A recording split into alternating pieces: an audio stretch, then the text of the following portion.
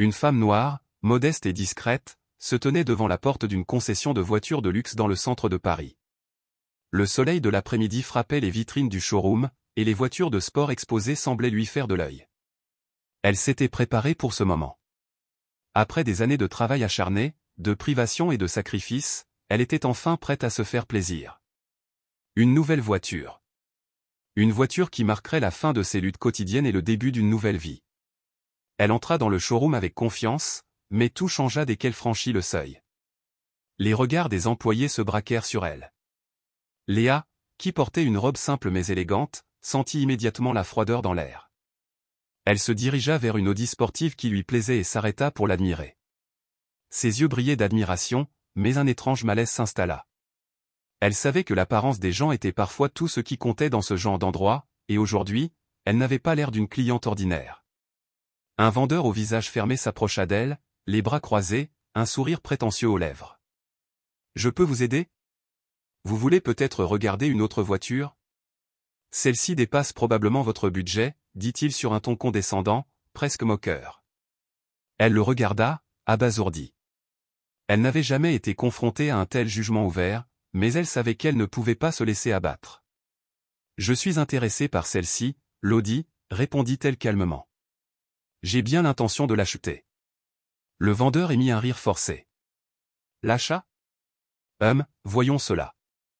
Mais vous savez, les crédits sont souvent refusés à des clients comme vous. Il insista sur le mot « client », comme si c'était lui-même qui venait de le prononcer, avec une nouvelle condescendance, encore plus dégradante. Léa sentit son cœur s'accélérer, mais elle resta calme. « Je suis prête à finaliser l'achat maintenant. Si vous me laissez voir les options disponibles. » Elle avait mis de côté une somme considérable. Elle avait économisé pendant des années, travaillant dur comme assistante administrative dans une entreprise où elle n'avait jamais été vraiment reconnue. Le racisme subtil et les discriminations quotidiennes faisaient partie de sa vie. Mais aujourd'hui, elle se trouvait dans un lieu qu'elle pensait être l'aboutissement de ses efforts. Et ses jugements fondés uniquement sur son apparence, son statut, et peut-être sa couleur de peau, étaient intolérables. « Je vais vérifier », répondit le vendeur, affichant une mine peu enthousiaste. Il s'éloigna pour consulter son responsable. Le temps semblait s'étirer. Léa observa la voiture de plus près, effleurant doucement le métal froid de ses doigts. Un sentiment d'impuissance l'envahit, mais elle repoussa cette émotion. Ce n'était pas un rêve. C'était la réalité qu'elle avait conquise, et elle ne comptait pas la laisser s'échapper si facilement. Le vendeur revint, affichant un sourire mauvais. Finalement, nous allons devoir vous demander de partir. Je ne pense pas que vous soyez là pour acheter. Vous voulez juste regarder, n'est-ce pas? Léa sentit la honte monter en elle, mais elle garda la tête haute. Je viens d'ici pour acheter une voiture, pas pour être jugée. Je vais partir, répondit-elle d'une voix ferme, mais l'émotion rendant chaque mot plus lourd. Le manager, un homme grand et impassible, s'avança alors. Son regard traversa Léa comme si elle n'était qu'un meuble mal placé dans son showroom. Laissez-la sortir, ordonna-t-il d'un ton sec. Elle ne peut pas se permettre ces voitures. Léa se leva lentement, décidée à ne pas leur offrir la satisfaction de la voir brisée. Alors qu'elle se dirigeait vers la sortie, elle sentit le regard des employés se poser sur elle, mais elle ignora la chaleur de leur mépris. Elle savait ce qu'elle valait, et c'était à elle seule de décider ce qu'elle méritait. Elle sortit du showroom, le bruit de la porte qui se fermait derrière elle résonnant dans ses oreilles. Le vent frais de l'extérieur la frappa, mais elle n'y prêta pas attention. Elle était contrariée, mais plus déterminée que jamais. Elle n'allait pas les laisser la définir. Elle reviendrait. Et cette fois, elle allait les surprendre. Le lendemain matin, Léa se leva tôt, comme à son habitude. Le rejet de la veille était encore frais dans sa mémoire, mais elle n'allait pas se laisser ronger par cela. Elle s'était réveillée avec une nouvelle détermination, le regard fixé sur ses objectifs. La douleur du rejet et de l'humiliation ne durerait pas longtemps. Elle avait trop de projets en tête, trop de rêves à accomplir pour se laisser abattre. Elle prit son petit déjeuner en silence, son esprit déjà à l'œuvre. Le soleil filtrait à travers les rideaux, et l'air matinal était réconfortant. Elle se demanda comment la journée allait se dérouler. Peut-être trouverait-elle aujourd'hui un autre moyen d'acheter la voiture. Ou peut-être qu'elle retournerait à la concession, mais cette fois, elle ne se laisserait plus faire. Elle n'avait rien à prouver à personne, mais elle savait que cet affront devait être réparé. Pas pour eux, mais pour elle-même. Alors qu'elle se préparait à sortir, son téléphone vibra. Elle regarda l'écran, un message. C'était de la concession automobile. Curieuse et sur la défensive, elle ouvrit le message. « Chère Madame Laurent, nous souhaiterions vous inviter à revenir pour vous faire profiter d'une opportunité exclusive. Nous avons préparé une offre spéciale pour vous. Nous serions honorés de vous revoir. » Le message la laissa perplexe. Offre spéciale? Avait-elle vraiment été conviée à revenir? Après tout ce qu'elle avait vécu, cette invitation semblait étrange, pour ne pas dire suspecte. Mais elle décida d'y aller tout de même. Elle avait le droit de savoir pourquoi la situation était devenue si compliquée. Elle voulait également leur montrer qu'elle n'était pas la personne qu'ils croyaient. Elle se rendit à la concession, les mains légèrement moites, mais le visage fermé. Lorsque la porte s'ouvrit, elle fut accueillie par la même réceptionniste impassible de la veille, qui ne sembla même pas surprise de sa présence. Elle la conduisit silencieusement au centre du showroom, où plusieurs voitures étaient exposées sous des lumières éclatantes. Mais ce qui se passa ensuite changea tout. Un bruit de moteur fit tourner les têtes. Léa tourna la sienne, perplexe, et s'étonna. Une Ferrari rouge et brillante arriva dans la concession, et alors qu'elle ralentissait pour s'arrêter, un homme en descendit. Il était grand, élégant, et dégageait une présence imposante. C'était Olivier Boucher, son mari et milliardaire discret dont elle n'avait jamais parlé à personne. Il avait été absent plusieurs jours, mais il était là, maintenant, et tout le personnel de la concession semblait instantanément paralysé par sa présence. Léa resta figée sur place, l'observant comme si c'était un fantôme. Olivier s'approcha de l'entrée, affichant un sourire chaleureux et presque complice, puis se tourna vers elle. « Léa, dit-il en s'approchant d'elle, je savais que tu reviendrais. C'est le moment de montrer à ces gens qu'ils ont eu tort. » Le personnel de la concession, qui se rendit soudain compte de la situation, resta silencieux. La réceptionniste, qui l'avait précédemment ignorée, rougit et détourna les yeux. Le vendeur arrogant de la veille, qui était passé à côté de la Ferrari sans même y jeter un regard, fit un pas en arrière, visiblement déstabilisé. « Je crois que vous avez fait une grave erreur, monsieur, dit Olivier d'une voix calme mais pleine d'autorité, se tournant vers le vendeur. Ma femme ne mérite pas d'être traitée ainsi. Elle est plus que capable d'acheter ce qu'elle veut, quand elle le veut. » Le vendeur balbutia des excuses, mais Olivier ne lui laissa pas l'occasion de se rattraper. « Léa, dit-il en tendant les clés de la Ferrari rouge à sa femme, cette voiture est à toi maintenant.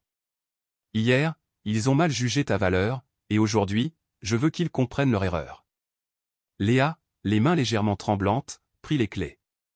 Elle n'en croyait pas ses yeux. Elle avait passé tant de temps à douter d'elle-même, à se sentir invisible dans des endroits comme celui-ci, mais aujourd'hui, tout avait changé. Elle sourit doucement à Olivier, reconnaissante et émue. Les regards du personnel n'étaient plus les mêmes. Ils n'étaient plus méprisants. Il y avait une forme de respect dans leurs yeux, comme si la révélation de l'identité de Léa avait tout chamboulé. Olivier, avec sa discrétion et son soutien inébranlable, avait fait d'elle quelqu'un qu'il ne pouvait plus ignorer. « Merci », murmura Léa, les yeux brillants, mais son regard était plus fort que jamais. « Je n'oublierai jamais cela. »« Ce n'est pas pour moi que tu dois prouver quoi que ce soit, » répondit Olivier en souriant. « C'est pour toi. Tu as toujours eu la force en toi. Aujourd'hui, tu le sais. » Alors qu'il quittait la concession, Léa se sentait différente. Ce n'était ni la Ferrari ni la richesse qui la transformait. C'était la reconnaissance de sa propre valeur. Et personne ne pouvait lui retirer cela. Les jours qui suivirent ce geste inattendu marquèrent un tournant dans la vie de Léa. Alors que la Ferrari rouge prenait fièrement sa place dans son garage, elle se rendit compte que la voiture n'était pas simplement un symbole de luxe, mais un acte de foi. En lui offrant ce cadeau, Olivier lui avait montré qu'elle avait une place légitime dans ce monde, que ses rêves n'étaient pas futiles et qu'elle méritait l'attention et le respect qu'elle n'avait jamais reçu. Ce changement ne se limitait bien sûr pas à un véhicule de luxe. Léa se sentait comme une nouvelle femme. Chaque matin, elle se regardait dans le miroir avec une détermination nouvelle. Les difficultés au travail, les jugements de la société, tout semblait plus facile à affronter désormais. Si elle pouvait surpasser les barrières de la discrimination et de l'injustice d'hier, pourquoi ne pourrait-elle pas affronter les défis du quotidien avec la même énergie? Au bureau, Léa commença à prendre une place qu'elle n'avait jamais osé occuper auparavant. Elle n'était plus cette femme discrète et effacée que l'on ignorait dans les réunions. Elle parlait avec assurance, proposait ses idées avec clarté, et bientôt, ses collègues commencèrent à l'écouter avec plus d'attention. Le changement était visible. Même son supérieur, qui avait longtemps sous-estimé ses compétences, lui confia davantage de responsabilités. Un matin, après une réunion couronnée de succès, Léa reçut un appel. C'était Olivier. « Alors, ma belle, comment se passe ta journée ?» demanda-t-il avec une voix douce et chaleureuse. Léa sourit, sentant la chaleur de ses mots traverser la distance qui les séparait. « C'est incroyable. Je me sens différente. Comme si tout avait changé du jour au lendemain. Tu es différente, Léa. Tu vois ta propre valeur maintenant, et cela se reflète dans ton travail. Tu as toujours eu le potentiel de briller, il te suffisait de le réaliser. » Ces paroles la réchauffaient. Pour la première fois, elle comprenait que son potentiel ne venait pas de l'apparence ou des biens matériels, mais de son courage et de sa persévérance. Léa commença à sortir de sa zone de confort. Elle s'inscrivit à des séminaires sur le leadership, désireuse d'en savoir plus sur elle-même et sur son aptitude à s'imposer dans le monde des affaires. Le plus grand défi n'était pas l'apparence ou les jugements des autres, mais la manière dont elle se percevait elle-même. Et c'était une bataille qu'elle était déterminée à remporter. Une semaine après avoir pris le contrôle de sa vie professionnelle, Léa décida de retourner à la concession où elle avait été humiliée. Cette fois-ci, elle y était pour une toute autre raison. Elle n'était pas là pour acheter une voiture ou pour prouver sa valeur à qui que ce soit. Elle y allait pour se réconcilier avec son passé, pour reprendre le pouvoir sur cet endroit qu'il avait un jour rejeté. Quand elle entra dans le showroom, l'atmosphère était bien plus calme. Les employés, qui l'avaient une fois regardé avec condescendance, semblaient nerveux, comme s'ils ressentaient encore l'impact de la scène précédente. Le vendeur arrogant de la veille la reconnut immédiatement. Il semblait moins sûr de lui, avec ses sourcils légèrement froncés. Léa s'approcha lentement du comptoir, le regard fixé sur le vendeur. « Je ne suis pas venue pour acheter une voiture », commença-t-elle d'une voix calme mais ferme. « Je suis venue vous rappeler que vous m'avez jugé sans me connaître. Vous m'avez rejeté hier, mais aujourd'hui, je me tiens ici, fier de ce que je suis devenu. » Le vendeur, visiblement gêné, ne sut quoi répondre. Il évita son regard et se tourna vers son manager. Léa, cependant, ne se détourna pas. « Je tiens à vous dire que je ne vous en veux pas. Mais sachez que je n'ai pas besoin de votre validation pour savoir qui je suis. J'ai trouvé ma place, et cela n'a rien à voir avec un bien matériel ou une voiture de luxe. » Un silence s'installa dans la concession. Le manager, qui avait observé la scène, se leva finalement et s'approcha. « Je suis désolé pour ce qui s'est passé, » dit-il, visiblement mal à l'aise. « Nous avons agi de manière incorrecte, et nous allons revoir nos pratiques. » Léa hocha la tête. Ce n'est pas qu'une question de pratique. Il s'agit de voir les gens pour ce qu'ils sont, et non pas à travers le prisme de préjugés. Vous ne savez rien de la personne que j'étais auparavant, et encore moins de celle que je suis devenue. Sans ajouter un mot de plus, elle tourna les talons et sortit de la concession. Ce n'était pas une victoire quantifiable en argent ou en objets, mais c'était une victoire personnelle. Elle n'avait pas seulement confronté ceux qui l'avaient jugée, elle avait confronté ses propres doutes. Ce jour-là, elle comprit que la vraie richesse ne résidait pas dans ce que l'on possédait, mais dans ce que l'on était capable d'accomplir. Elle n'avait pas besoin de l'approbation des autres. Elle avait besoin d'être fidèle à elle-même, et c'était là son plus grand trésor. Le vent du changement soufflait sur la vie de Léa. Chaque matin, elle se réveillait avec une énergie et une confiance nouvelles. Sa confiance en elle était désormais inébranlable, et ce n'était pas seulement grâce à la Ferrari ou aux compliments qu'elle recevait au travail.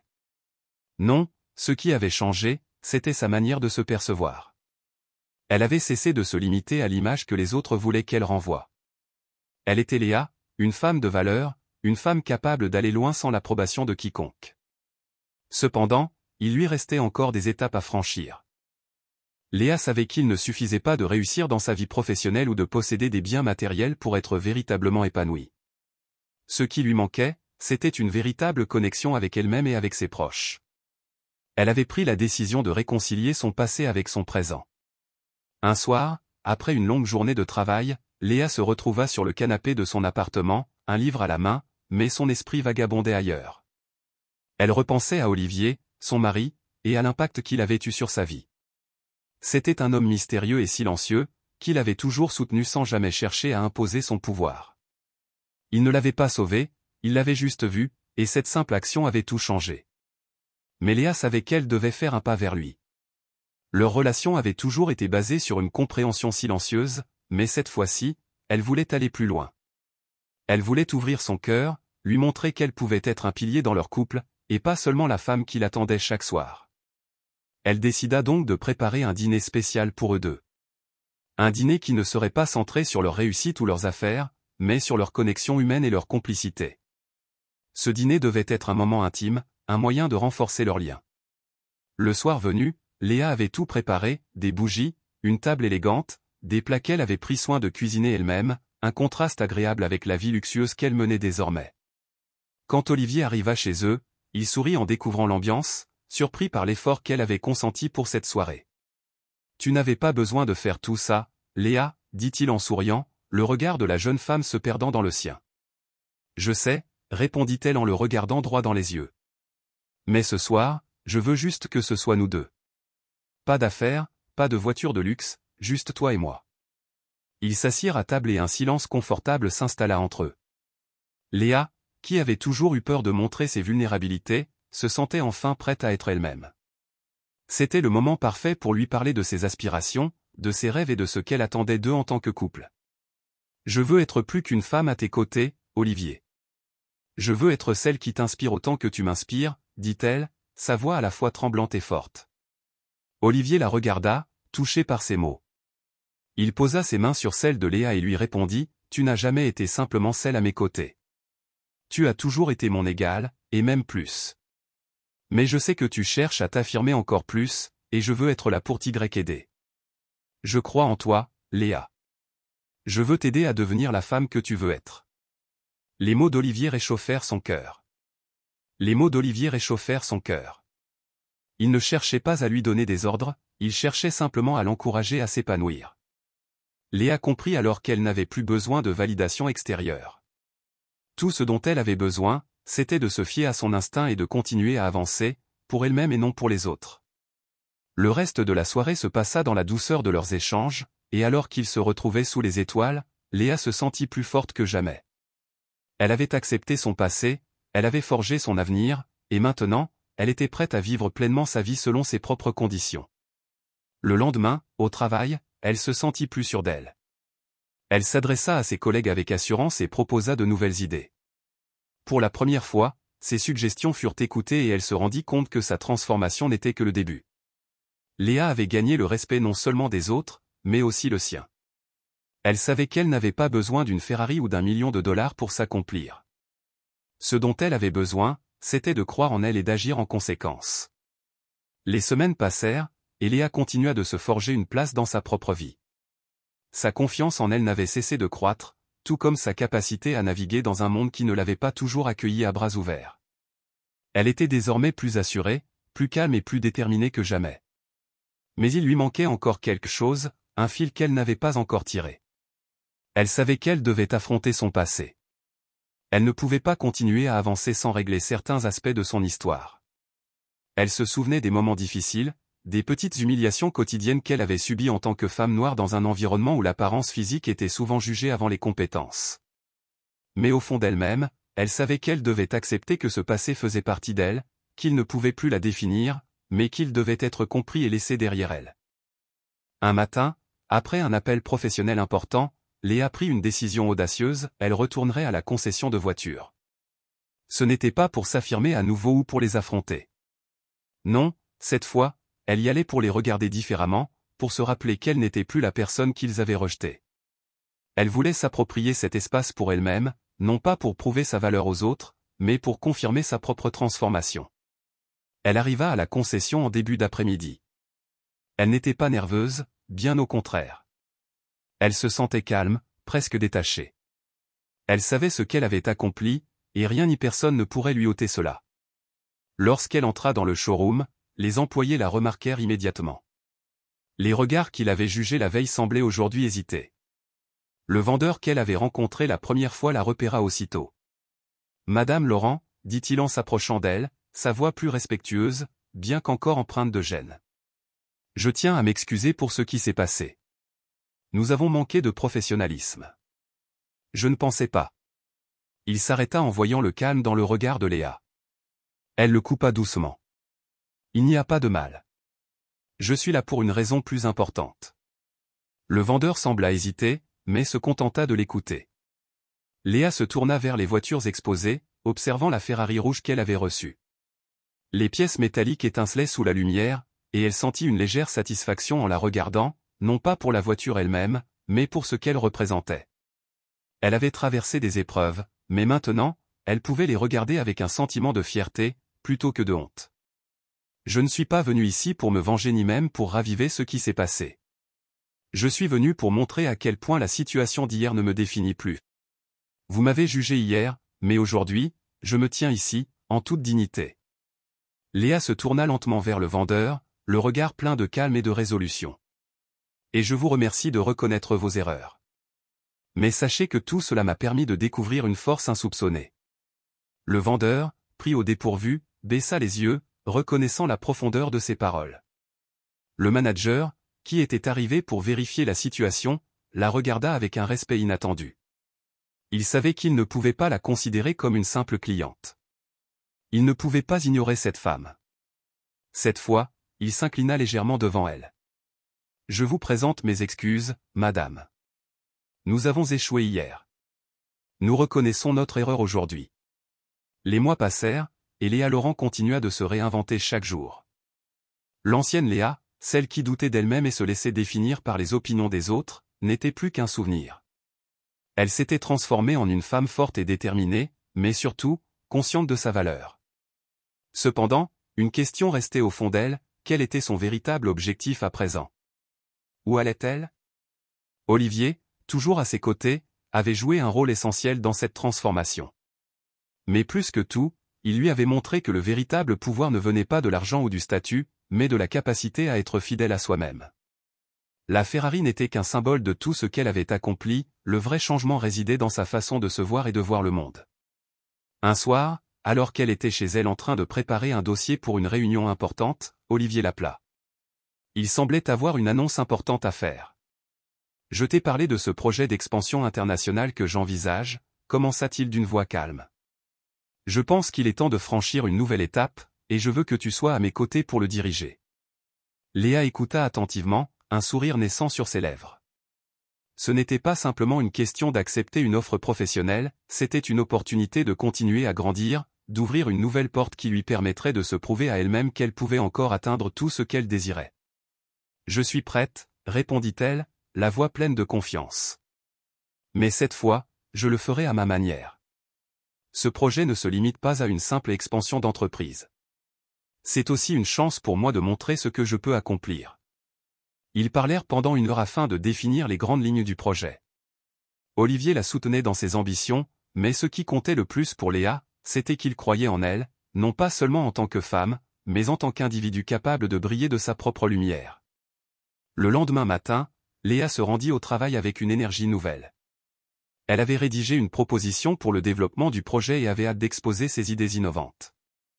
Lors de la réunion, elle prit la parole pour la première fois avec assurance, exprimant des idées audacieuses qui dépassèrent les attentes traditionnelles. Ses collègues étaient ébahis. Ils avaient toujours vu en Léa une employée discrète, mais aujourd'hui, elle était une leader à part entière. Tous la regardaient avec un respect sincère, celui qu'elle avait toujours cherché sans jamais l'avoir obtenu. Quand la réunion prit fin, son supérieur, un homme au caractère affirmé, s'approcha d'elle. « Léa, j'ai été impressionné par ta présentation. Tu as cette capacité à voir les choses sous un autre angle. Je crois que tu es prête à endosser davantage de responsabilités ici. » Léa sourit, mais ce sourire était différent. Ce n'était pas un sourire d'approbation attendu.